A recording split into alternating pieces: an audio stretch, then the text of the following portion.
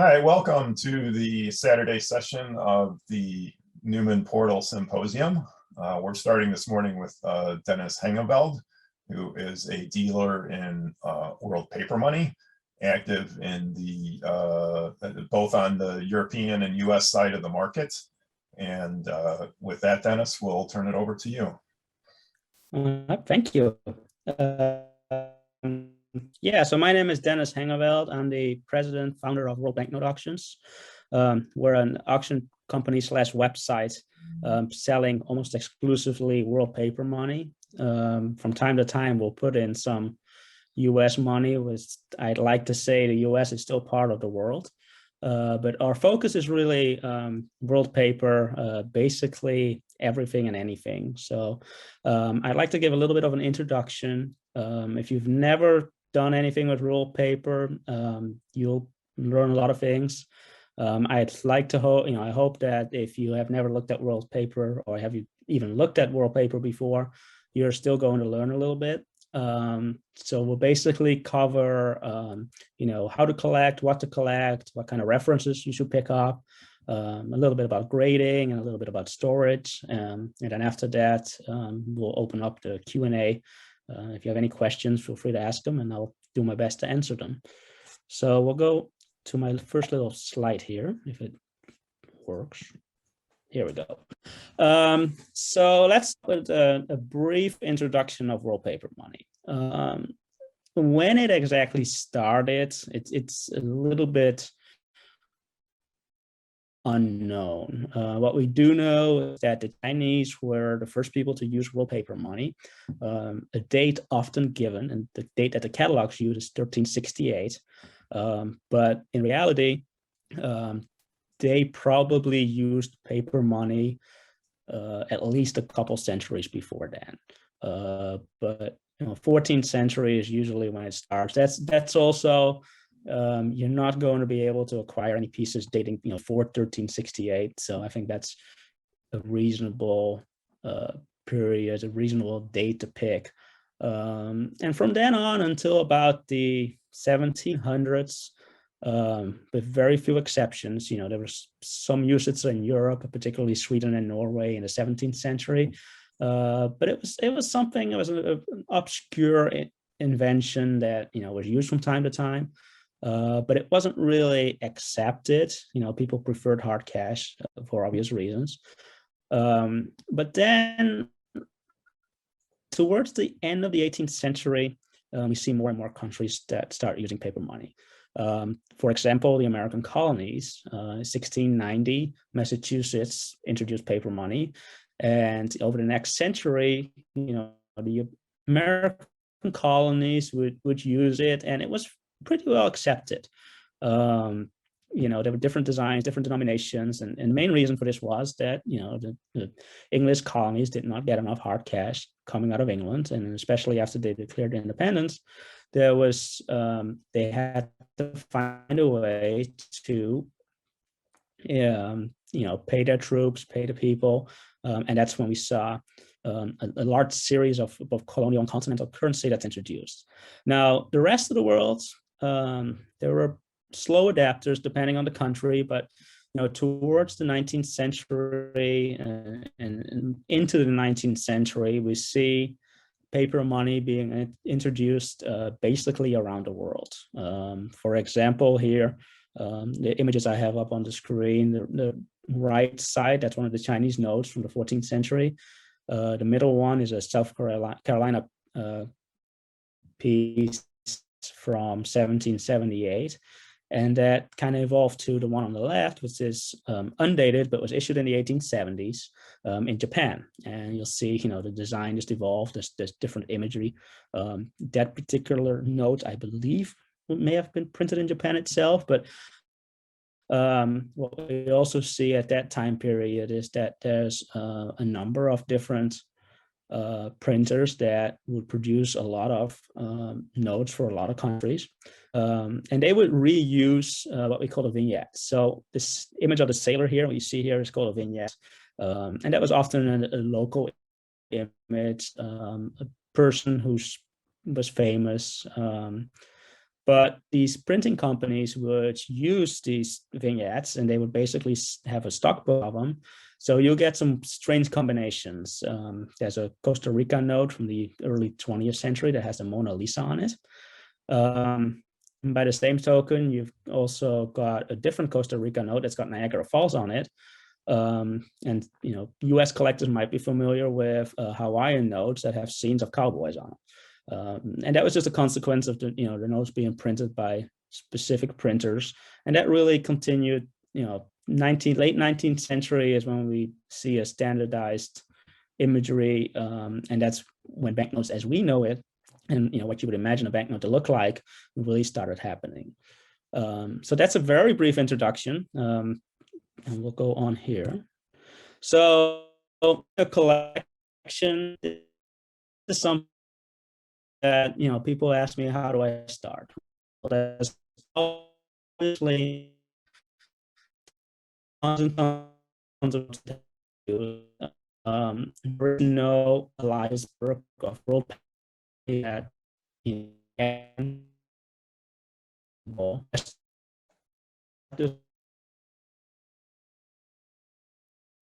right, we've lost Dennis. We'll get him back here.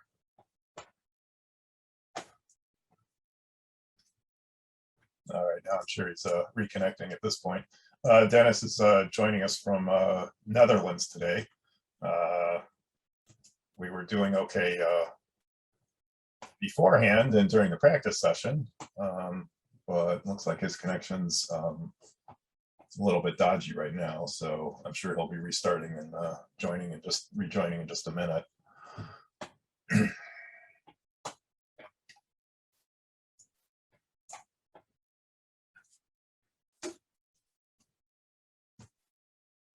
I do want to highlight some of our later sessions today. We've got at 11:30 Eastern time, we've got Mike Garofalo joining us with Secrets of the Rare Coin Business. Mike was on for the last symposium in March and was very well received. That was one of our most popular presentations, so I think that'll be really good. And then we've got Wayne Omrin at 1 p.m. Eastern is talking about Howard Gibbs on odd and primitive, and also curious money. So something a little bit offbeat. Maybe if you're just a U.S. collector, you can get exposed to something a little bit wider there. All right, looks like Dennis is back now. I think I'm back, but I'm connecting to my phone, so I don't know if this is going to work very well. Okay. Looks good to me. So if you want to go ahead and reshare your screen. All right. I think the screen is back up. I am going to, no, I guess I can leave myself up here. Yeah, let me know if it drops out again. I'll keep an eye on it. Okay. So anyway, I was talking about picking a country to collect. What I have heard people say is basically, well, I went on vacation to Sweden and I started collecting banknotes from there. That's a great way of picking a particular country. Somebody's ancestry is also one that could be a great way to pick a particular country. If you have Irish ancestry, collecting the Irish notes from the 19th. It's like, Dennis, I think we lost you again. All right, looks like Dennis is reconnecting again.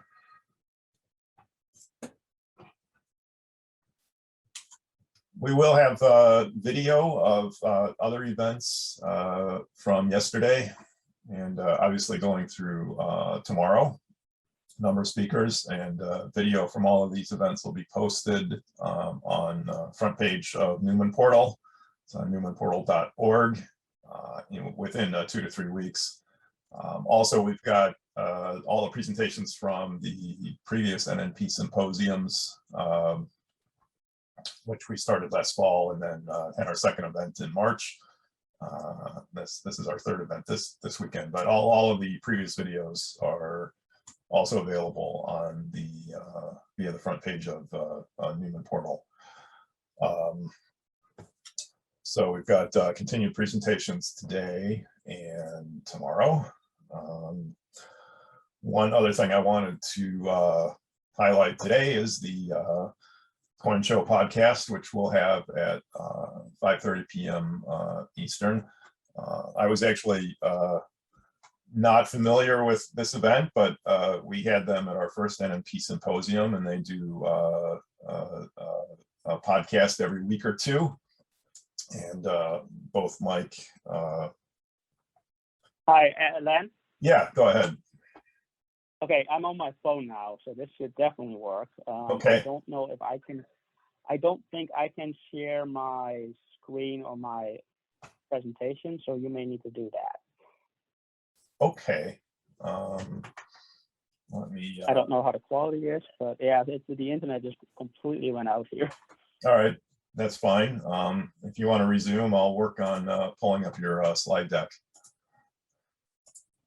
Okay, so yeah, so I was talking about topical collecting. So that's something that is done a little bit in the roll paper money market, in the roll paper money world. Not as much as it is, for example, with stamps, but there are some topics that are very popular, such as Queen Elizabeth. She's been appearing on banknotes since she was 9.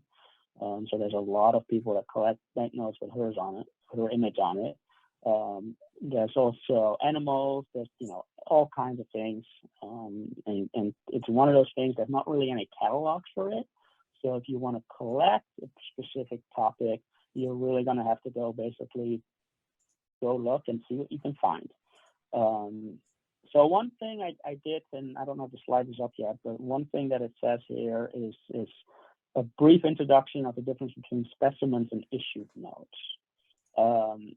Basically, with banknotes, there's not, like coins have proofs and circulation strikes. There's something somewhat similar with paper money. There are what they call specimens, and they could be color trials, they could be regular specimens, they could be proofs. We'll go a little bit too far to go into all the differences there, but basically a specimen is produced by the printer as a sample. This is what the word specimen means. It would be the issued note, but they generally not have serial numbers or 0 serial numbers. And it would have a specimen overprint. And it's usually produced to be handed out to banks to check whether or not a note that they get, that somebody turns in, whether or not that has all the characteristics of a genuine note. They could also be produced during the printers, when they're still being designed to check for colors. Now, those are called color trials. So, for example, if the slideshow is up, you'll see an image, a note from Trinidad and Tobago that says color trial. That note is typically printed in red. So during the printing process, they were still trying to figure out what color to use. They printed different colors, including purple. So when a note is printed in a different color than the issued note, it's generally considered a color trial. Proofs are also made during the printing process. Now, it's a bit of a misnomer if you come from the coin world, but a proof would generally be prior to final production. So it could have a different image, it could have a different kind of text. And a lot of times they're in black and white. A lot of times they tend to be very carefully produced because they're trying to figure out, how the final product will look. Now, all those are things that you can collect. Now, to keep in mind for specimens, because they were generally kept and pretty well taken care of, specimens tend to be in better condition than issued notes. And in a lot of cases, for example, 19th century, early 20th century South America, issued notes could be extremely rare. We're talking 1 or 2 known. But then the specimen, they may have printed 20 or 30 of them, but all of those are still known. So then a specimen in high grade could cost a fraction of an issued note. So when you're collecting, you're going to run into that. That's kind of where, as a collector, you've got to make a choice. Do you want to, spend thousands and thousands of dollars for a well-circulated, beat-up note that looks like it was dragged through the mud, but that is fully issued? Or are you okay with a high grade example that you can see all details, but it was never issued and it is a specimen? So that's a very important distinction to make. I know collectors that hate specimens with a passion. I know collectors that include them along with the rest. I know collectors that only collect specimens because they're interesting.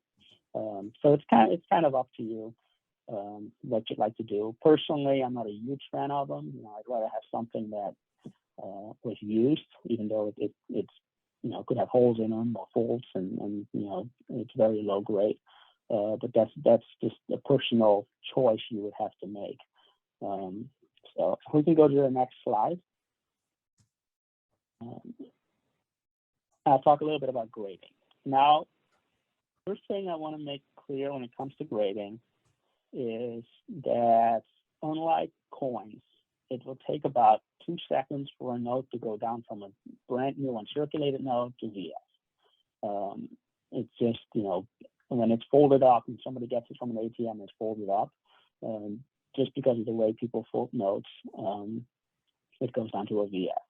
So to find, especially with classic notes, to find a note that is, brand new, high grade, a lot of times is going to be unrealistic.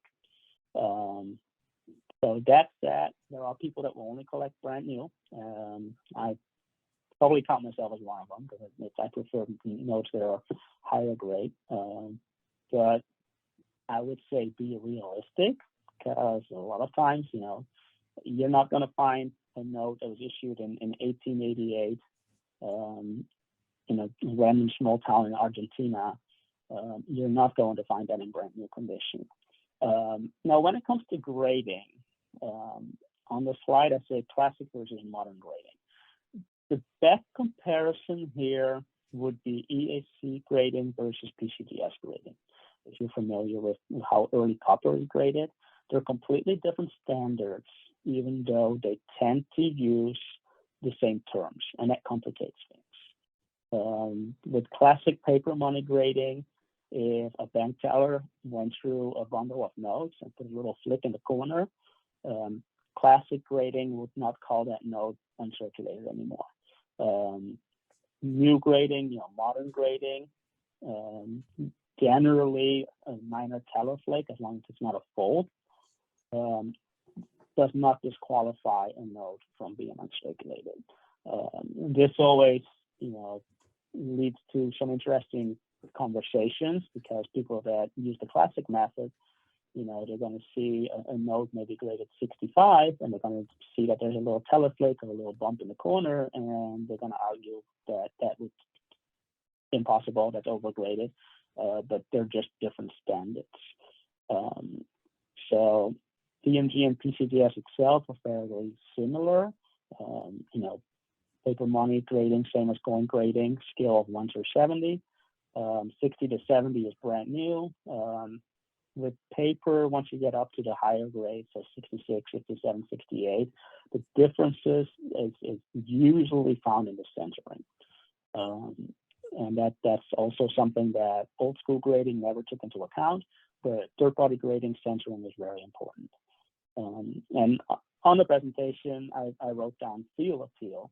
That might sound weird, but basically, you can tell a lot about a note by feeling it. So one of the security measures that have always been used are raised inks. Now, over time, as a note is in circulation, that raised ink will kind of wear down. It will become flat. So you can tell a lot about a note and its originality by just feeling if that raised ink is still there. Now, that's dependent on the printing method, but most notes you're going to at least feel if it's original or not. You can also smell it. A lot of people trying to enhance a note, kind of like with coins, they try to clean it. And the way you can tell with paper, a lot of times it's going to feel very flat, and a lot of times it's going to have a chemical odor. Now, to do the grading, flashlights and lamps are going to be important. You kind of want to hold it. Unfortunately, now I don't have a camera, so I can't show it, but you're going to hold up a note kind of to the light, and it's going to shine, the light's going to shine on the note, and you're going to be able to see all the faults. And that will kind of, at a show, you're going to be using flashlights. I always carry flashlights with me, usually 2 or 3 different lights. Now, UV lights, this is one of those things that I put on the slide, friend and foe. It's really true. So a UV light, especially in a dark room, you're going to be able to see a couple of things. On modern notes, you might see security features. But what UV light is really good for is it's going to show repairs. Old notes, classic notes, a lot of times have been repaired, and just like coins, that's generally not that accepted. But a good UV light will show it.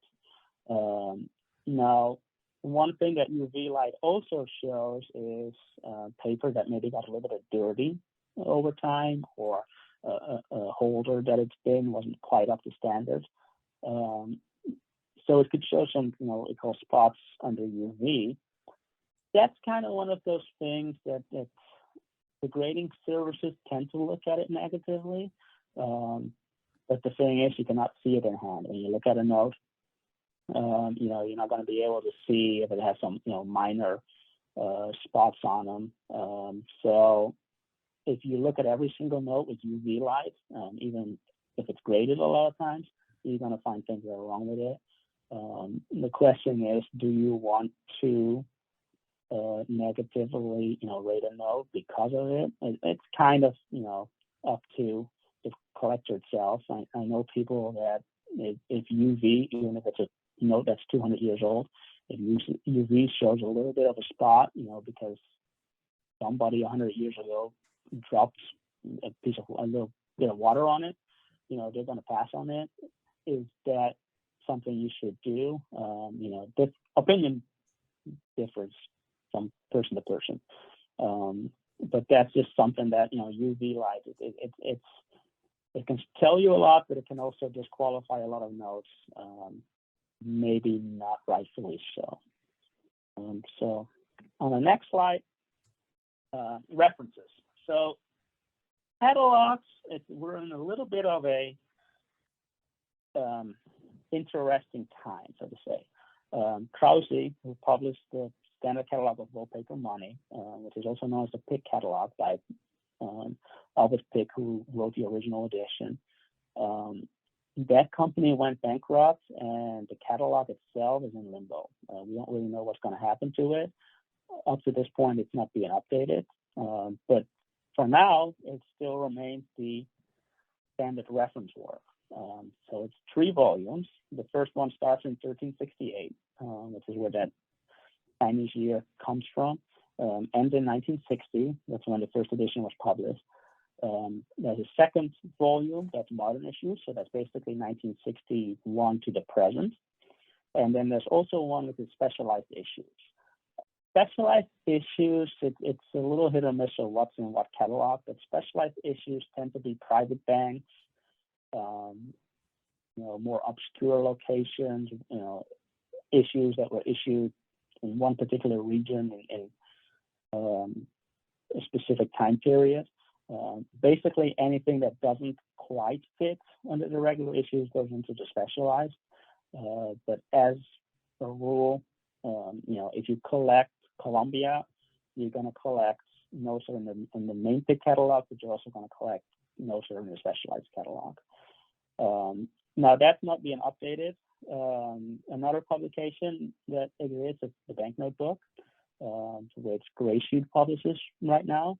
It's not complete, but it tends to have more accurate and more complete information that's available under a subscription model. I don't know if they still sell individual catalogs, but let's say you want to collect the banknotes of Greece, you could technically go to their website and request the catalog for Greece, and it would have the entire thing in color with high quality pictures.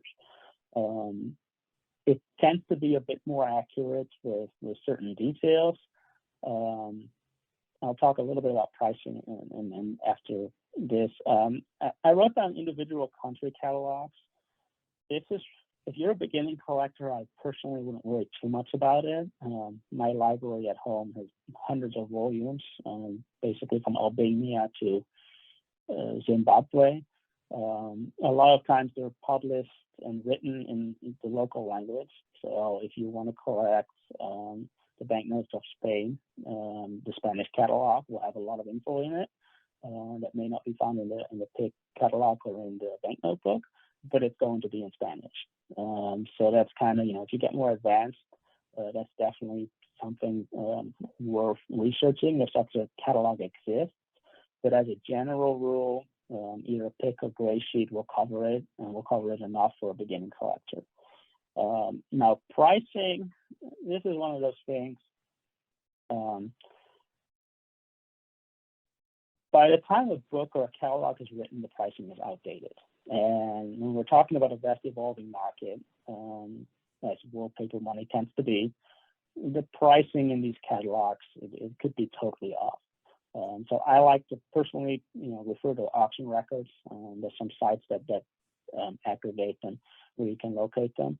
But even then, you're gonna have to be very careful, because there could have been an auction where somebody really wanted a certain note and it sells for $10,000. Well, the next auction it might only sell for $5,000. How are you going to value it? And situations like that do occur in wallpaper money.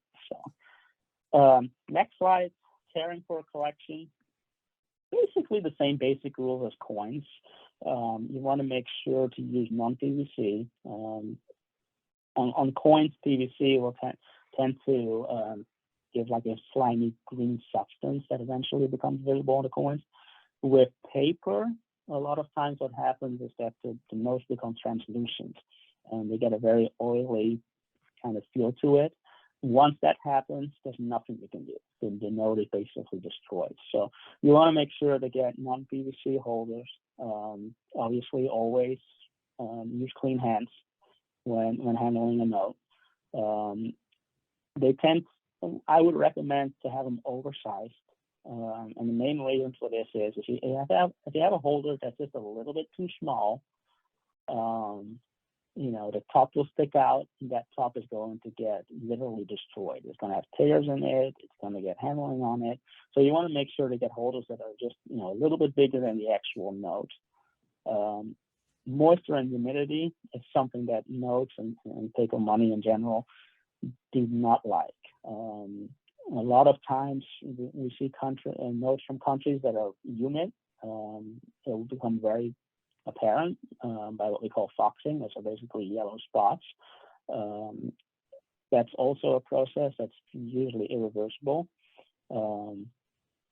But that's why you want to make sure that, if you live in the South or, in a tropical or humid climate, you want to make sure to protect your collection by not, exposing it to those elements for too long. There's been times where dealers have sold notes to collectors in Brazil. They mail them a note. It's white, bright, fresh, new. It's done in Brazil for 10, 20 years. They get it back and it's completely yellow. And that's obviously not good. So then I wrote down darkness is good. Light will fade the inks. So you just want to keep it locked up either in an album or in a box. I actually store a lot of my notes that I have in my personal collection in envelopes in a safe. So it's completely dark. It's as as least humid as possible. So now the next slide says the wallpaper money market, and people ask me what's the hottest market, and it honestly fluctuates by the week. There's some general areas that have been very popular for a long time. British Commonwealth is one of them. But there's also others that, 1 week, all of a sudden, there's a couple people that become interested in it. For example, Malaysia, in that area. That's right now probably one of the strongest markets. What we want to keep in mind when we discuss the wallpaper money market, because how supply and demand works, and the supply, especially for better classic notes, tend not to be there. once demand goes up by maybe 3 or 4 collectors collecting the same thing, that particular area can explode. I always like to make the comparison, and if you collect Morgan dollars, don't get me wrong, but if you collect Morgan dollars, you can go to an AMA show and you can basically complete your collection in the afternoon, basically any possible grade. With world paper money, that's a different story. Some notes may not show up for years and years on end. In this particular image, you see at the top left, I don't know if it's up or not, but on the top left, you see a 10 kroner from Sweden from 1874. I believe there's only 3 or 4 auction records for that date in the past 5 years. So with that kind of situation, supply and demand is just really dependent on who's looking for what note. So that's something to keep in mind. But as a general rule, Commonwealth is strong. Asia tends to be strong. Classic African notes are in demand, have been in demand for a long time. The classic high denomination European notes are always good. We're seeing now that especially Central and South America is really kind of coming into focus as more and more collectors that discover that particular field, that particular area, and a lot of those people are buying back basically their heritage. So we see a lot of Colombian notes, classic Colombian notes that ended up in the U.S. at some point over the past 50 years are now going back to Colombia. So that's about the presentation I have. I don't know if there's any questions that have come in. All right, well, we'll go over to the comments and questions and go through those.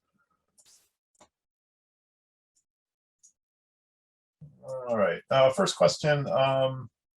With the world central banks moving to CBOCs, and I don't know what that is, so you might want to explain it to me, CBDCs in the future, where do you see the direction of collecting paper notes? So I think it's referring to cryptocurrencies, which I know nothing about, and I try to avoid play. But basically, digital payments are taking over, and that's something that we see in the entire numismatic market.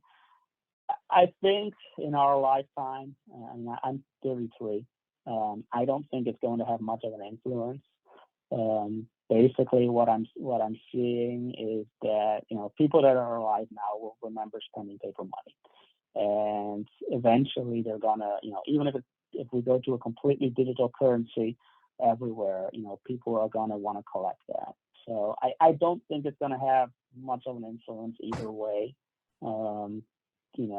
If anything, it could probably help the market as people tend to be nostalgic, and maybe if we are moving to a completely cashless society, people are going to want to remember how it was and going to start collecting things from basically our time as we move forward.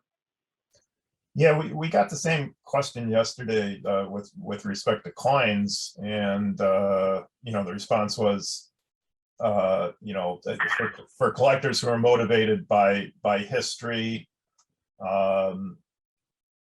these will still be looked at as historical artifacts. So exactly, and it's the one thing I do want to. I was just thinking, I do want to add, when it comes to world paper, what I see, especially in Asia, a lot of the collectors are in their 20s, 30s, and 40s.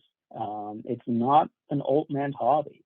Like a lot of people consider coin collecting to be. We see a lot of young collectors that enter the market, and those very well could be people that don't use paper money or coins on a daily basis because everything is by chip and by card and by mobile phone or however they pay.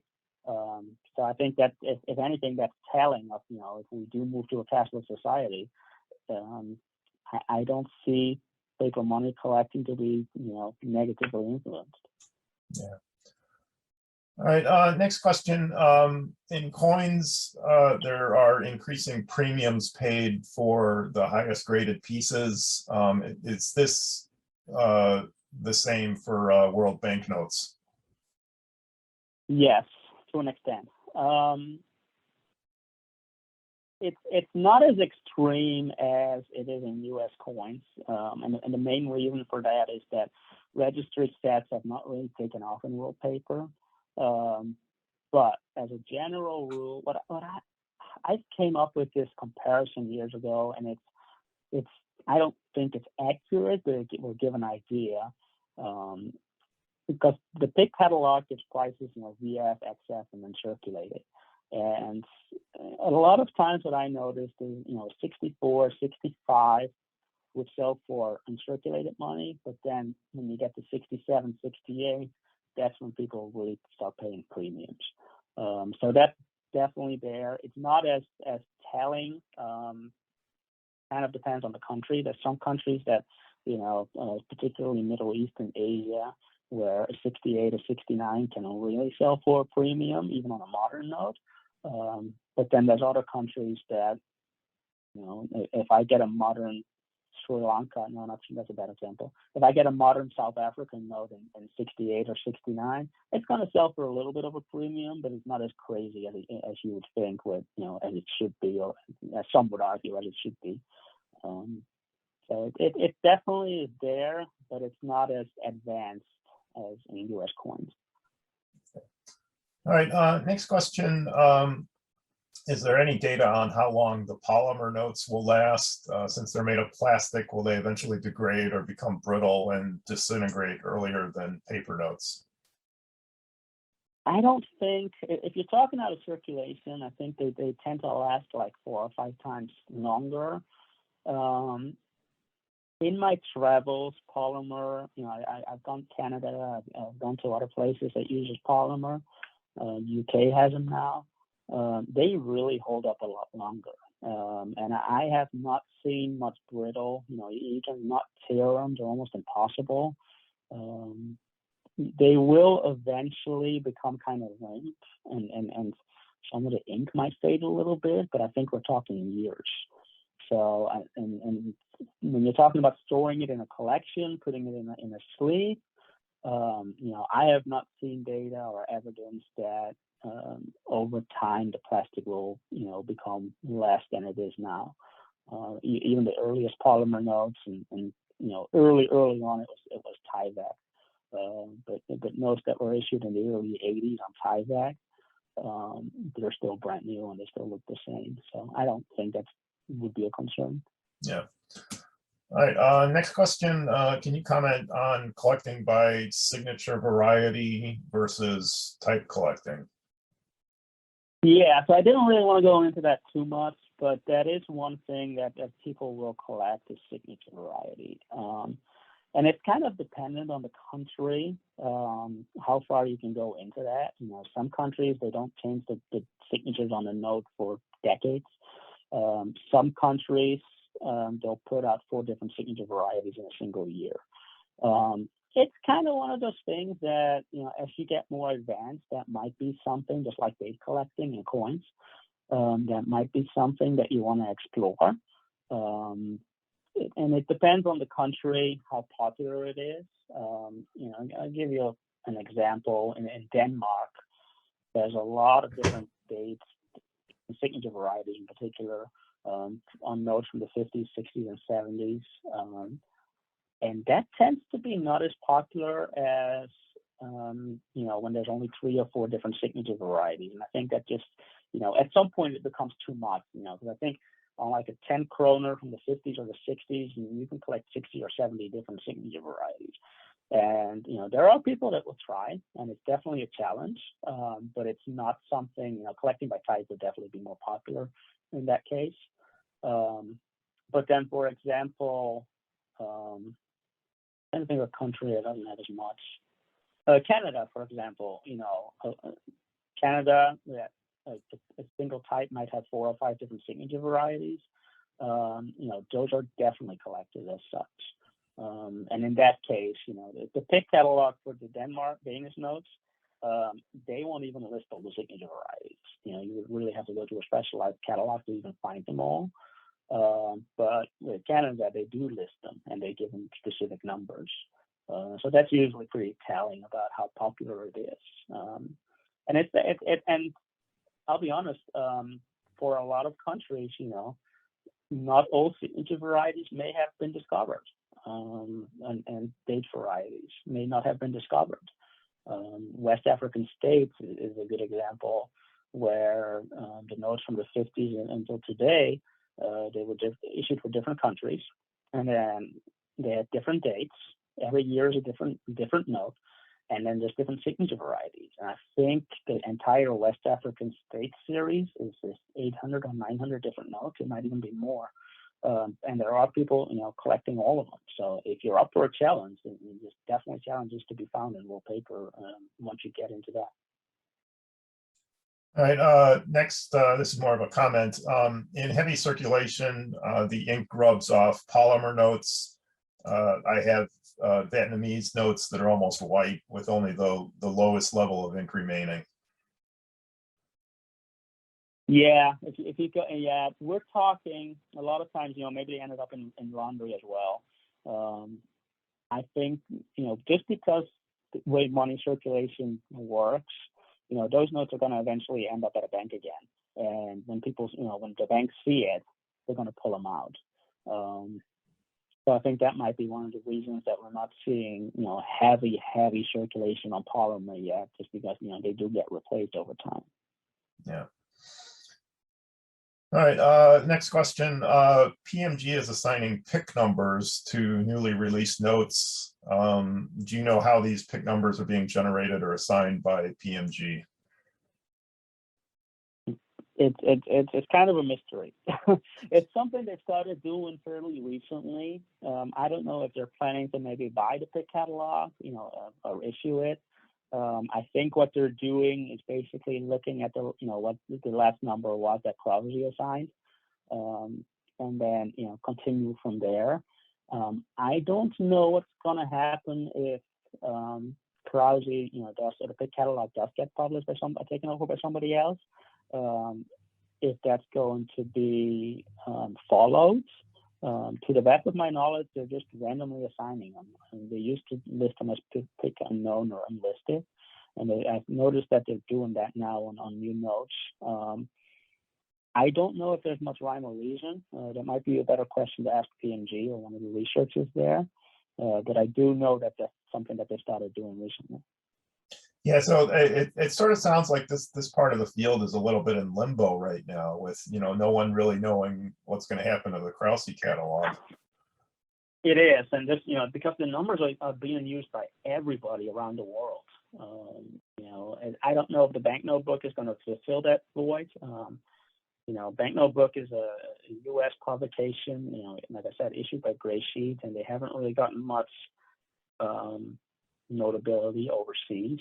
So that's, I don't know. We may have a completely different numbering system at some point. I think PIC is, for all its mistakes, PIC is still a pretty standard and well accepted work that, should be continued. But so far, nobody has really done that. Yeah. All right. Next question. You're pretty active both in Europe and in the U.S. Do you see any big differences in the way that European collectors approach this field versus American collectors? Yes. So, well, that's probably one of the reasons my internet connection is so bad, because I am in Europe right now, and there's a trade show here next week. A lot of European collectors are still very hesitant about collecting third-party graded notes. They're a little bit more of the classic grading style. They really focus on just collecting the note. They don't care about numerical grading as much. So that's something, and it's the same in coins. The coins seem to have gotten a little bit more acceptance. But paper, I mean, if you go to a trade show over here in Europe, you can really, you might see one dealer that has a couple graded notes. Some might have one or two in their case, but the majority are still going to be, ungraded. So that's a very big difference. Yeah, that's the main difference that I can think of. Pricing. Yeah, go ahead. Now, pricing is just one of those things that, it just depends on the dealer. There's dealers that go by whatever the last auction result is. There's also dealers that go just by the pick catalog, and that's why there's still opportunities to buy. But it's the same thing in the U.S. People price things different ways. You kind of learn over time who the more reasonable dealers are and who the dealers are that try to get top money for everything. All right, next question. Does World Banknote Auctions only accept TPG graded notes for sale? What about raw notes that are not worth paying the grading fees but are still collectible? So that's a question I get a lot of time. Because we are online only, I've kind of made the decision to only offer third-party graded notes. Now, I can understand where the person asking the question comes from, because a lot of times it does not make sense.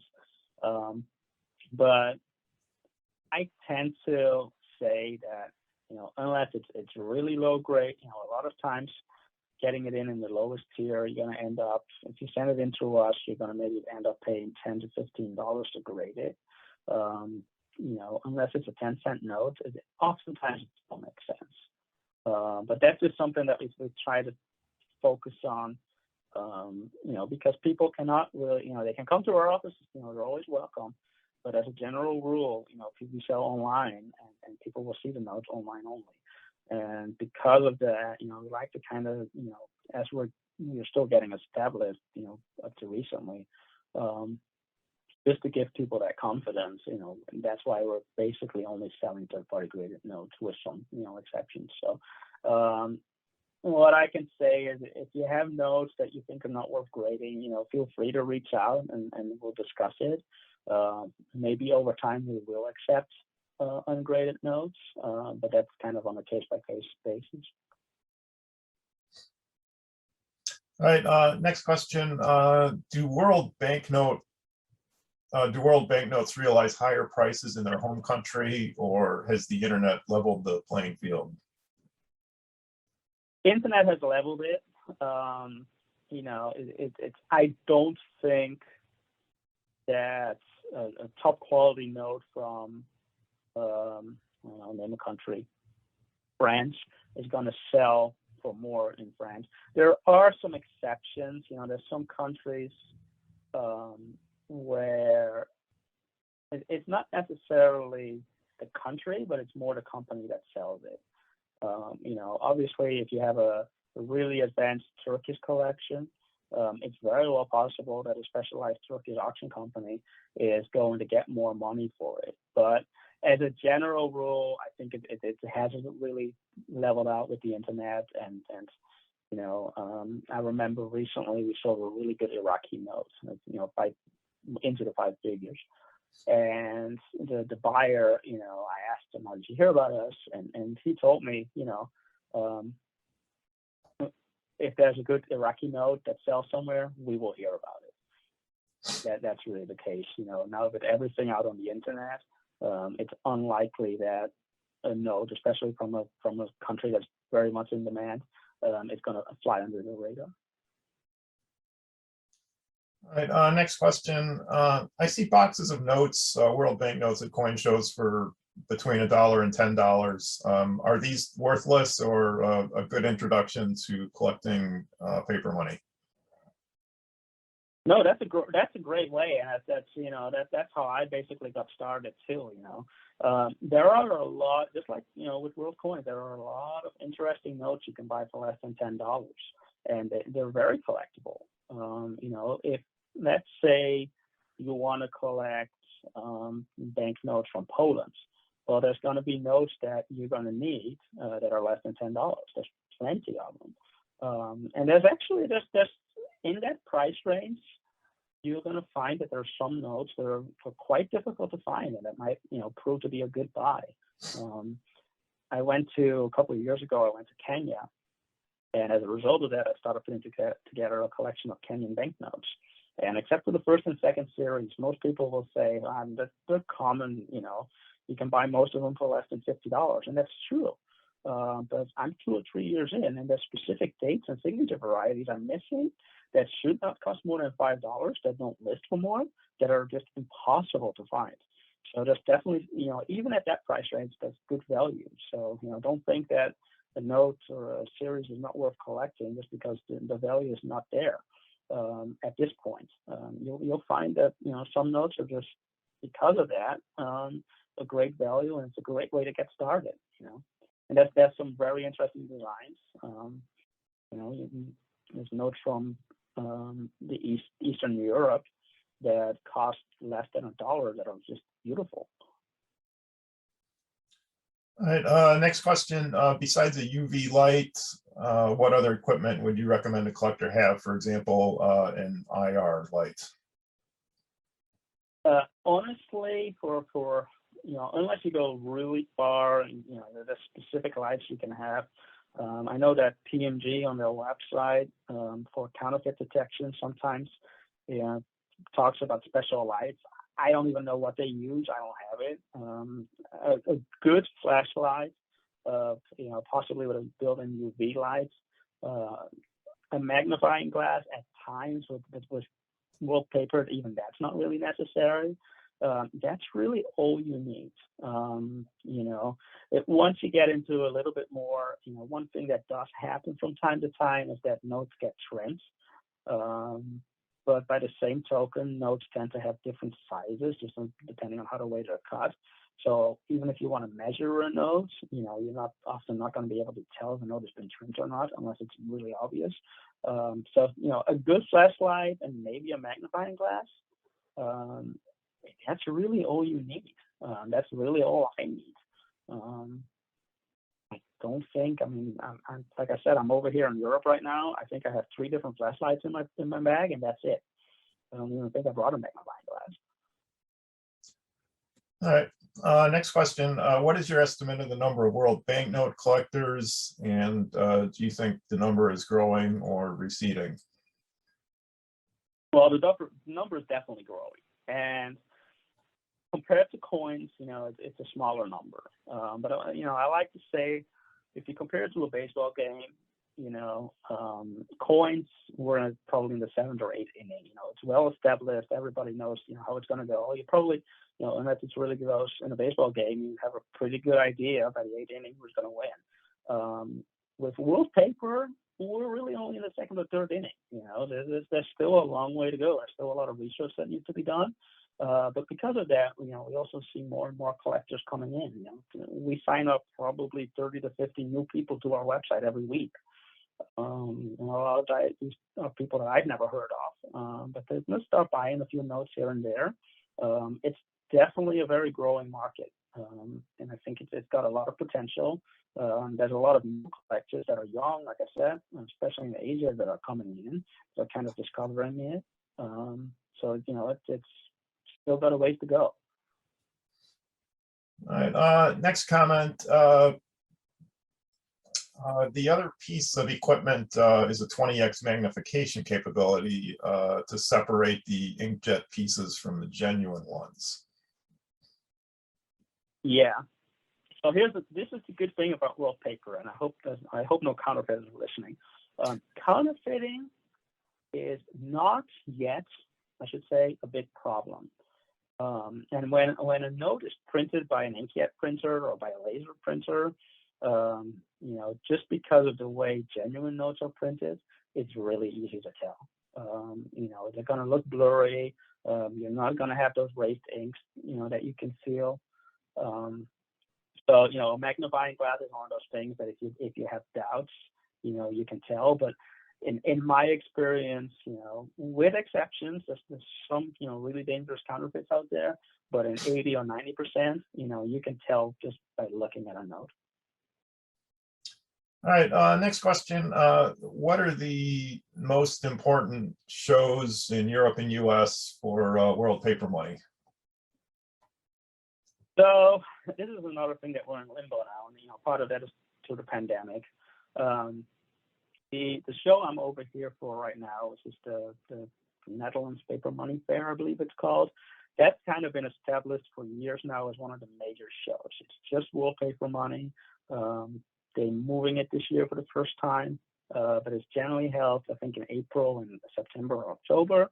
That is, one of the main shows that if you ever want to get serious about going to a show that's just wallpaper money, these two each year are definitely worth visiting. Other than that, a lot of times it's together with coin shows, and you're going to see a couple, dedicated dealers.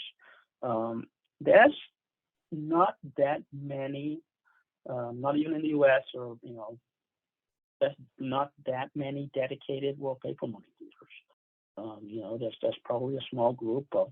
In the U.S., it's definitely less than 50. It might even be less than 30. In Europe, there's more, but a lot of times it's together with coins. There was a show in Memphis that took place for years and years that got moved to Kansas City. That's unfortunately it's not as big as it was in Memphis. But other than that, and a lot of these shows are together with coin shows.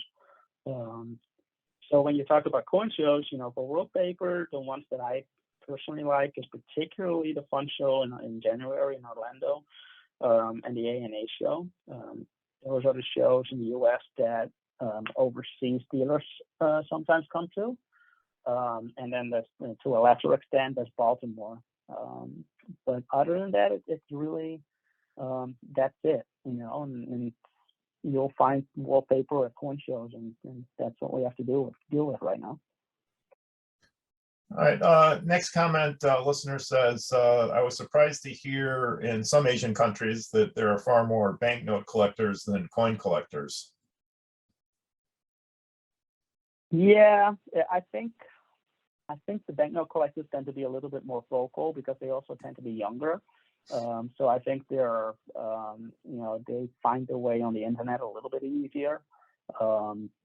But it's definitely, especially there with young collectors, wallpaper or paper money in general tends to be more popular. Yes, for sure. Yeah, I think within the U.S., the coin market is a little bit bigger than the paper money market. Yes, for sure. Yeah. All right.